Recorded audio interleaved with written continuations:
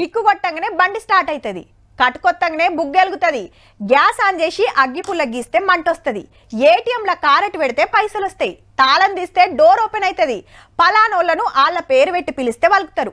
ఇట్లా ప్రతిదానికి ఓ లింక్ ఉంటుందిలా. కానీ ప్రకృతికి మనిషికి నడమ ఏసొంటి నిచ్చెన్లు రిమోట్లు ఉండవు. దాని కంట్రోల్లో మనం ఉండాల్సిందే తప్ప మన కంట్రోల్లకు అది రాదు.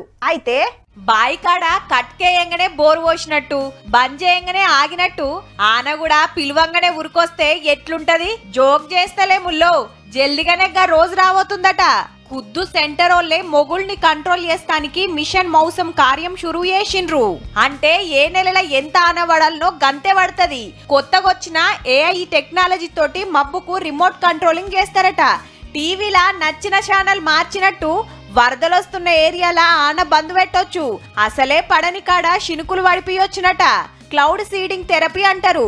అమెరికా, చైనా, దుబాయ్ దేశాలు ఆల్రెడీ గీకమతి చేస్తున్నాయి. గా నడుమ మేఘమతనమని ప్రచారం నడిచింది కదా, గసొంటిదే అన్నట్టు 2000 కోట్లు ఖర్చు పెట్టి వచ్చే 5 ఏళ్లల్లా మన తాన ప్రయోగాలు చేసే పనులున్నారు.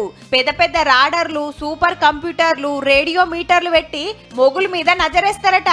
అంటే పలానా ఏరియాల పలానా టైంకు ఆన పడుతుందంటే పక్క పడుతుంది అన్నట్టు. పడదంటే శినుకు కూడా రాదు. కానీ ఇప్పుడు ఎట్లుంది కాలం, ఎప్పుడు ఆన పడుతుందో ఎప్పుడు కరువు వస్తుందో తెలియకుండా అయింది. బగ్గ పడాల్సిన టైంలో జాడుండది. కాలం గాని కాలంలా షెడ్పానలొచ్చి ఆగమాగం చేస్తుంటాయి. ఇరాం లేకుండా దంచుడు దంచితే ఊర్లు చెరువులు ఏకమైతున్నాయి. ఆనల కోసం వర్ణయాగాలు, కప్పతల్లి ఆటలాడినా కానెతట్టుండదు. దంచి కొడుతుంటే ఆగమంటున్నా దయరాదు. గట్ల కావద్దనే టెక్నాలజీ తోటి మొగుల్ని చేతులకు తీసుకునే పని నడుస్తుందన్నట్టు. చెప్తుంటే మంచిగానే ఉన్నది గాని ప్రకృతి తోటి పరాశకం చేస్తే ఉల్టా కాగల. చూసుకోండి సార్లో.